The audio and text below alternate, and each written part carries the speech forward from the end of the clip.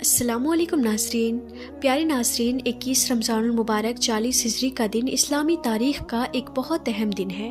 اسی دن حضرت علی رضی اللہ تعالی عنہ نے شہادت پائی، لیکن یہ واقعہ اچانک نہیں ہوا تھا، اس کے پیچھے کئی سال کے حالات اور واقعات تھے۔ آئیے انہیں آسان لفظوں میں سمجھتے ہیں۔ حضرت عثمان غنی رضی اللہ تعالی عنہ کی شہادت کے بعد مسلمانوں میں بے چینی پھیل گئی تھی۔ امت کو ایک ایسے لیڈر کی ضرورت تھی جو حالات کو سنبھال سکے۔ اس وقت مدینہ کے زیادہ تر لوگوں نے حضرت علی رضی اللہ تعالی عنہ کے ہاتھ پر بیعت کی۔ اس طرح آپ مسلمانوں کے امیر المومنین بن گئے اور خلافت کی ذمہ داری آپ نے سنبھال لی۔ لیکن اس دور میں حالات بالکل آسان نہیں تھے۔ حضرت طلحہ، حضرت زبیر اور ام المومنین حضرت عائشہ صدیقہ رضی اللہ تعالی عنہا بصرہ کی طرف گئے۔ ان کا مقصد یہ تھا کہ حضرت عثمان غنی رضی اللہ تعالی عنہ کے قاتلوں کو سزا دی جائے۔ اس مسئلے کو لے کر مسلمانوں کے الگ الگ گروپ بن گئے اور حالات بہت نازک ہو گئے۔ جب حضرت علی رضی اللہ تعالیٰ عنہ کو یہ خبر ملی تو آپ بھی عراق کی طرف روانہ ہوئے۔ راستے میں بصرہ پڑتا تھا، اس لیے دونوں جماعتوں کا سامنا وہیں ہو گیا۔ یہیں وہ مشہور جنگ ہوئی جسے جنگ جمل کہا جاتا ہے۔ اس جنگ میں حضرت طلحہ اور حضرت زبیر رضی اللہ تعالیٰ عنہما شہید ہو گئے اور دونوں طرف سے بہت سے لوگ مارے گئے۔ اس کے بعد حضرت علی رضی اللہ تعالیٰ عنہ کچھ دنوں تک بصرہ میں ٹھہرے اور پھر کوفہ کی طرف تشریف لے گئے۔ اس وقت کوفہ آپ کی حکومت کا اہم مرکز بن گیا۔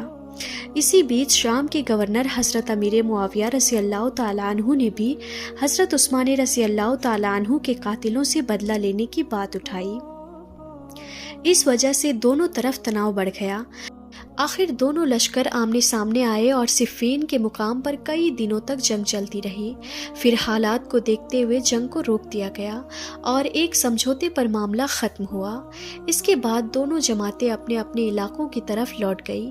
حضرت امیر معاویہ رضی اللہ تعالیٰ عنہ شام لوٹ گئے اور حضرت علی رضی اللہ تعالیٰ عنہ کوفہ واپس آ گئے۔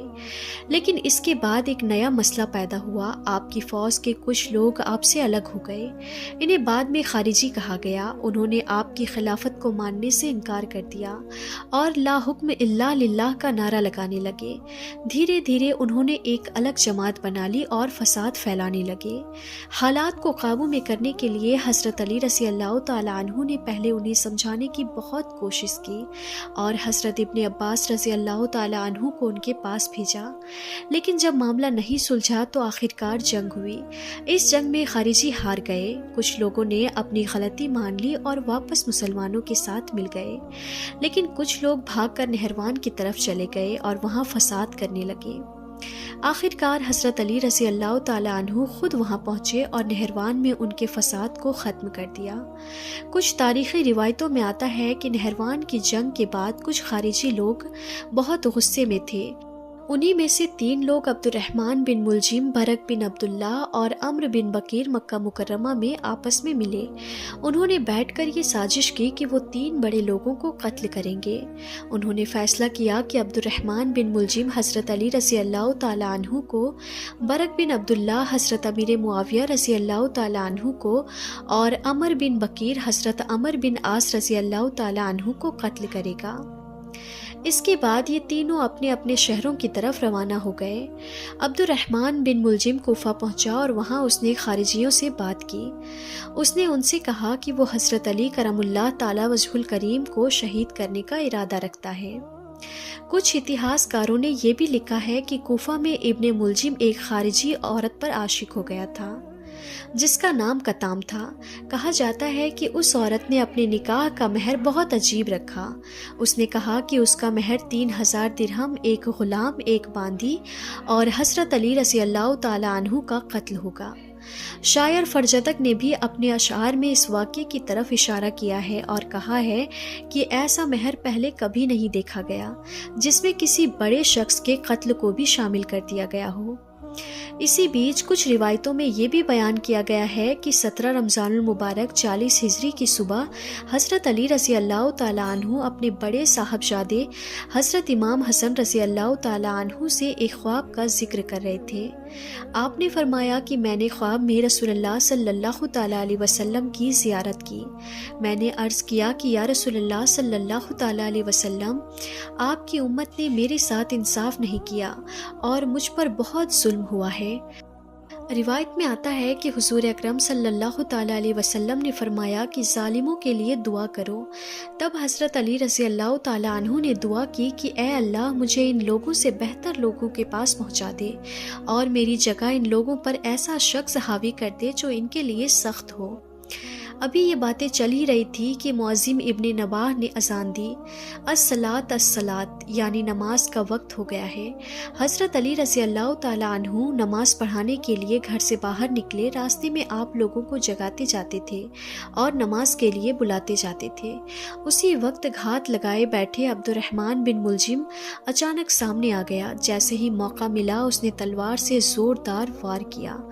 وار اتنا سخت تھا کہ تلوار حضرت علی رضی اللہ تعالیٰ عنہ کی پیشانی سے کنپٹی تک لگتی ہوئی سر میں جا لگی۔ روایتوں میں آتا ہے کہ جیسے ہی یہ وار ہوا تو حضرت علی رضی اللہ تعالیٰ عنہ نے فرمایا، رب کعبہ کی قسم میں کامیاب ہو گیا۔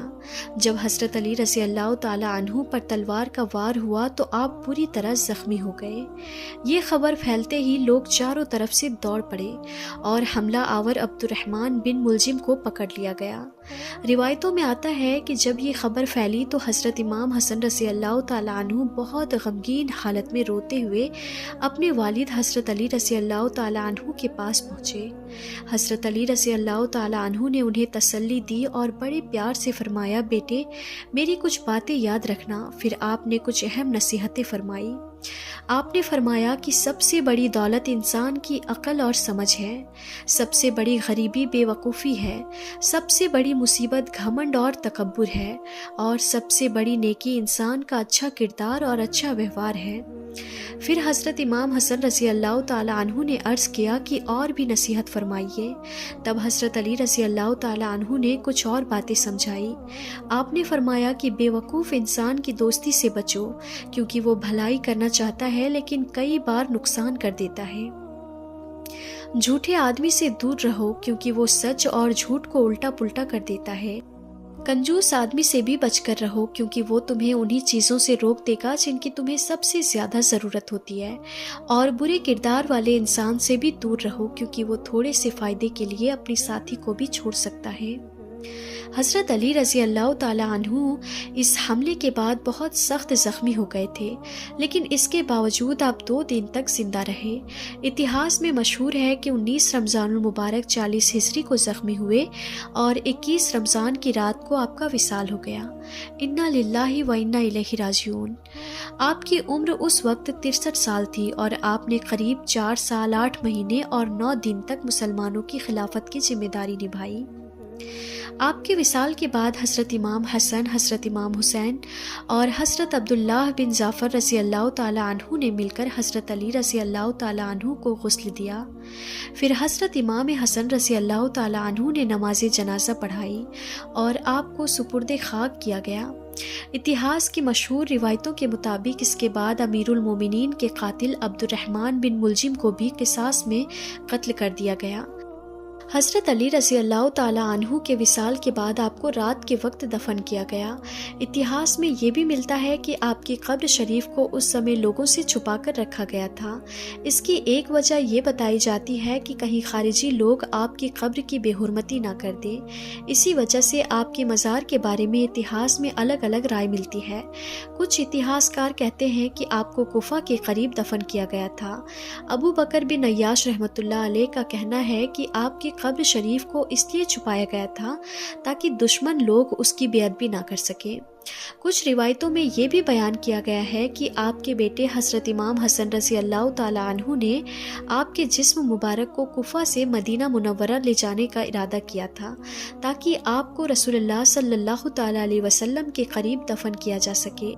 لیکن اتہاسکاروں کے بیچ اس بارے میں الگ الگ باتیں ملتی ہیں۔ کچھ لوگ کہتے ہیں کہ راستے میں اونٹ بھٹک گیا تھا، اسی لیے بعد میں آپ کے جسم مبارک کو دوسری جگہ دفن کیا گیا۔ حالانکہ زیادہ تر اتہاسکاروں کی رائے یہی ہے کہ حضرت علی رضی اللہ تعالی عنہ کو کوفہ کے قریب ہی دفن کیا گیا تھا، اور آج جو جگہ نجف کے نام سے مشہور ہے اسے آپ کی مزار شریف بتایا جاتا ہے۔ اتہاس کی کچھ روایتوں میں یہ واقعہ بھی بیان کیا گیا ہے کہ ایک بار کوفہ کے لوگوں نے حضرت علی رضی اللہ تعالی عنہ سے عرض کیا کہ اس سال دریا فرات میں بہت تیز باڑھ آ گئی ہے اور ہماری کھیتی کو نقصان ہو رہا ہے۔ انہوں نے آپ سے گزارش کی کہ آپ اللہ تعالیٰ سے دعا کریں کہ پانی کم ہو جائے۔ یہ سن کر حضرت علی رضی اللہ تعالی عنہ گھر کے اندر تشریف لے گئے۔ لوگ باہر کھڑے آپ کا انتظار کرتے رہے۔ کچھ دیر بعد آپ باہر آئے۔ آپ کے سر پر عمامہ تھا اور ہاتھ میں لاٹھی تھی۔ پھر ایک گھوڑا منگوایا گیا اور آپ اس پر سوار ہو کر دریا فرات کی طرف روانہ ہو گئے۔ کوفہ کے بہت سے لوگ بھی آپ کے پیچھے پیچھے چل پڑے۔ جب آپ فرات کے کنارے پہنچے، پہلے گھوڑے سے اتر کر 2 رکعت نماز ادا کی۔ اس کے بعد آپ پل کے قریب گئے اور لاٹھی سے پانی کی طرف اشارہ کیا۔ روایت میں آتا ہے کہ اس سے پانی کی سطح کچھ کم ہو گئی۔ آپ نے لوگوں سے پوچھا کہ کیا اب اتنا کافی ہے؟ لوگوں نے کہا ابھی اور کم ہونا چاہیے۔ پھر آپ نے دوبارہ اشارہ کیا اور پانی کچھ اور نیچے ہو گیا۔ اس طرح جب پانی کافی کم ہو گیا تو لوگوں نے کہا اب اتنا کافی ہے۔ اسی طرح کچھ روایتوں میں یہ واقعہ بھی ملتا ہے کہ جنگ صفین کے دوران ایک بار آپ کے ساتھیوں کو پانی کی بہت سخت ضرورت پڑ گئی تھی۔ لوگوں نے بہت تلاش کیا لیکن کہیں پانی نہیں ملا۔ جب حضرت علی رضی اللہ تعالی عنہ نے فرمایا کہ تھوڑا اور آگے چلو، کچھ دور جانے کے بعد انہیں ایک گرجا گھر دکھائی دیا۔ وہاں رہنے والے آدمی سے پانی کے بارے میں پوچھا گیا تو اس نے کہا کہ یہاں سے کئی میل دور جا کر پانی ملے گا۔ تب حضرت علی رضی اللہ تعالی عنہ نے اپنی سواری کو دوسری طرف موڑا اور ایک جگہ کی طرف اشارہ کرتے ہوئے فرمایا کہ یہاں زمین کھودو۔ لوگوں نے زمین کھودنی شروع کی تو تھوڑی دیر میں ایک پتھر نظر آیا۔ ساتھیوں نے اس پتھر کو ہٹانے کی بہت کوشش کی لیکن وہ ہلا بھی نہیں۔ تب حضرت علی رضی اللہ تعالی عنہ آگے بڑھے۔ آپ نے خود پتھر کو پکڑ کر ہٹایا اور اس کے نیچے سے صاف اور ٹھنڈا پانی نکل آیا۔ سبھی لوگوں نے اس پانی سے پیا اور اپنے برتن بھی بھر لیے۔ پھر آپ نے فرمایا کہ اس پتھر کو واپس اپنی جگہ پر رکھ دو اور اس جگہ کو ڈھک دو۔ جب وہاں موجود ایک راہب نے یہ سب دیکھا تو وہ بہت حیران ہوا۔ وہ حضرت علی رضی اللہ تعالی عنہ کے پاس آیا اور بڑے ہی ادب سے پوچھا کہ کیا آپ اللہ کے نبی ہیں؟ آپ نے فرمایا نہیں۔ اس نے پوچھا کہ کیا آپ کوئی فرشتے ہیں؟ آپ نے فرمایا نہیں۔ پھر اس نے پوچھا تو آپ کون ہیں؟ حضرت علی رضی اللہ تعالی عنہ نے فرمایا میں حضرت محمد مصطفیٰ صلی اللہ تعالی علیہ وسلم کا داماد اور ان کا خلیفہ ہوں۔ یہ سن کر وہ راہب بہت پربھاوت ہوا اور اس نے وہیں اسلام قبول کر لیا۔ پھر حضرت علی رضی اللہ تعالی عنہ نے اس سے پوچھا کہ تم اتنے سمے سے اپنے دین پر تھے، پھر آج اسلام قبول کرنے کی وجہ کیا ہے؟ روایت میں آتا ہے کہ اس راہب نے جواب دیا، حضور ہماری کتابوں میں لکھا ہوا ہے کہ اس جگہ کا راز اس شخص سے کھلے گا جو اس چٹان کو ہٹا کر پانی نکال دے گا، اور اس میں یہ بھی لکھا تھا کہ وہ شخص یا تو کوئی نبی ہوگا یا پھر کسی نبی کا قریبی رشتہ دار ہوگا۔ جب میں نے دیکھا کہ آپ نے اس پتھر کو ہٹا دیا اور وہاں سے پانی نکل آیا تو مجھے یقین ہو گیا کہ وہی نشانی پوری ہو گئی جس کا ہمیں انتظار تھا۔ اسی وجہ سے میں نے اسلام قبول کر لیا۔ روایت میں آتا ہے کہ جب حضرت علی رضی اللہ تعالی عنہ نے یہ بات سنی تو آپ بہت بھاوک ہو گئے اور آپ کی آنکھوں سے آنسو بہنے لگے۔ پھر آپ نے فرمایا کہ تمام تعریفیں اللہ تعالیٰ کے لیے ہے جس نے مجھے اپنی کتابوں میں بھلایا نہیں بلکہ میرا ذکر پہلے سے موجود رکھا۔ اس کے بعد اتہاس میں حضرت علی رضی اللہ تعالی عنہ کی عقل، انصاف اور حکمت کے کئی واقعے بھی بیان کیے جاتے ہیں۔ ایسا ہی ایک مشہور قصہ یہ ہے کہ ایک بار 3 آدمی آپ کے پاس آئے۔ ان کے پاس کل 17 اونٹ تھے۔ انہوں نے آپ سے کہا کہ ان اونٹوں کو ہمارے بیچ بانٹ دیجیے۔ ہم تینوں میں ایک آدمی آدھے اونٹ کا حقدار ہے، دوسرا تہائی کا اور تیسرا 9ویں حصے کا، لیکن ہماری شرط یہ ہے کہ اونٹ پورے ملے، کسی اونٹ کو کاٹا نہ جائے اور کسی کو پیسے دے کر معاملہ ختم نہ کیا جائے۔ یہ مسئلہ سن کر وہاں بیٹھے بہت سے لوگ حیران ہو گئے کیونکہ 17 اونٹوں کو ان حصوں میں بانٹنا آسان نہیں تھا۔ اگر آدھا حصہ دیا جائے تو 8.5 اونٹ بنتے ہیں، تہائی میں پورا 6 بھی نہیں بنتا، اور 9واں حصہ بھی پورا نہیں بیٹھتا۔ تب حضرت علی رضی اللہ تعالیٰ عنہ نے بہت آسان اور حکمت بھرا طریقہ اپنایا۔ آپ نے فرمایا کہ ان اونٹوں کو ایک لائن میں کھڑا کر دو۔ پھر آپ نے خادم سے کہا کہ ہمارا ایک اونٹ بھی ان کے ساتھ ملا دو۔ اس طرح اونٹوں کی کل سنکھیا 18 ہو گئی۔ اب آپ نے بانٹنا شروع کیا۔ آدھے حصے والے آدمی کو 9 اونٹ دے دیے گئے، تہائی والے کو 6 اونٹ دے دیے، اور 9ویں حصے والے کو 2 اونٹ دے دیے۔ اس طرح 17 اونٹ پورے بٹ گئے، اور آپ کا اپنا اونٹ واپس رہ گیا، جسے آپ نے پھر الگ کروا لیا۔ لوگ یہ فیصلہ دیکھ کر حیران رہ گئے۔ سب کو سمجھ آ گیا کہ حضرت علی رضی اللہ تعالی عنہ کتنی بڑی عقل، حکمت اور انصاف کے مالک تھے۔ اسی وجہ سے لوگ کہا کرتے تھے کہ حضرت علی رضی اللہ تعالی عنہ کا سینہ علم اور حکمت کا خزانہ ہے۔ ناظرین، ہمیں امید ہے کہ حضرت علی رضی اللہ تعالی عنہ کی زندگی اور شہادت سے جڑے یہ واقعات آپ کو اچھی طرح سمجھ میں آ گئے ہوں گے۔ اگر آپ کو یہ ویڈیو پسند آئی ہو تو اسے اپنے دوستوں اور رشتہ داروں کے ساتھ ضرور شیئر کیجیے گا۔ تو ناظرین، ہم پھر ملتے ہیں ایسے انفارمیٹیو ویڈیوز کے ساتھ، تب تک کے لیے خدا حافظ۔